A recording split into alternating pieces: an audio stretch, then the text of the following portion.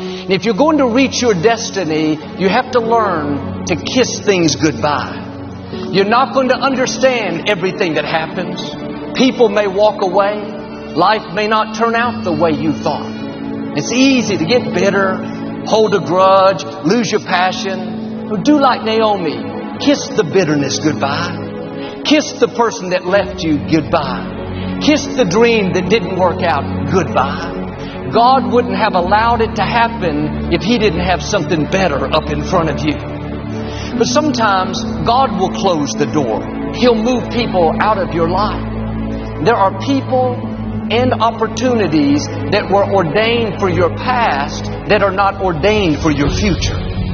They were right for a season, but that season can come to an end. The key is how we handle the closed doors, how you handle the disappointments, how you handle the people that treated you wrong. Sometimes, instead of kissing them goodbye, we smack them goodbye. Good riddance. I didn't like you in the first place.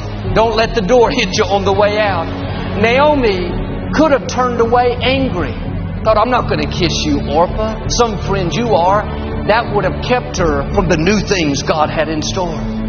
She moved back to Bethlehem with her daughter-in-law, Ruth. Ruth married Boaz, a wealthy man that owned all the land. They had a baby. Naomi took care of their son like he was her own. After all she had been through, all the broken dreams, all the loss, while holding the little baby, Naomi said in effect, I never dreamed I could be this happy, this fulfilled. Her latter days were better than her former days. God knows how to give you beauty for ashes. He knows how to turn mourning into dancing. But it would have never happened if she had not kissed Orpah goodbye. Are you at peace with your past? Or are you bitter over the loss? Upset because your plans didn't work out? Holding a grudge because that person walked away? It's time to kiss some things goodbye. Don't bring bitterness into a new year.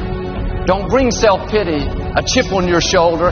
That was in your past. It doesn't belong in the future. You cannot embrace the new things God has in store as long as you're holding on to the old. My father went to be with the Lord back in 1999, some 20 years ago. I lost one of my best friends. I still miss him, but I realized the loss of my father is in my past. It's not in my future. If I would have brought all the hurt, the questions, the self-pity, I wouldn't be where I am. You won't have the strength to move forward if you're weeping over what's behind. It takes a lot of energy to think about the past, relive the hurts, wonder why it didn't work out. That person you lost, if they were supposed to be here, they would still be here. If somebody left you, I say it respectfully, you don't need them. If it didn't work out the way you had planned, it wasn't supposed to. God's ways are not our ways. Will you trust Him when it doesn't make sense? Start kissing things goodbye. You spend enough energy on the past, that doesn't take you anywhere. Kiss that disappointment goodbye. That door didn't close by accident. God is directing your steps. It was either not the right time or because He has something better.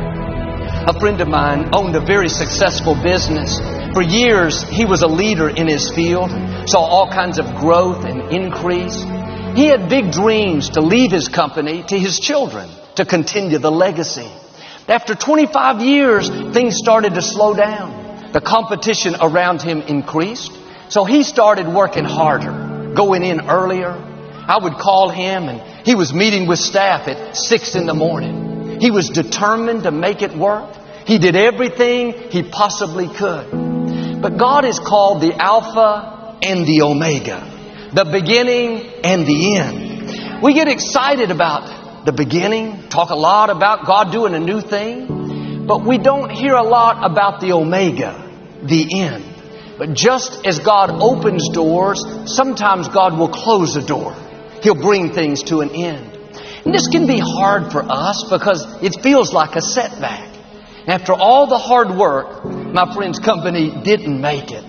He was so discouraged. For several months, he would hardly talk on the phone. He told me how he felt like a failure. He had all these plans, but it didn't work out the way he thought. And I told him what I'm telling you. The best thing you can do is just kiss it goodbye. Don't bring a failure from yesterday into today. If one dream dies, get back up and dream another dream.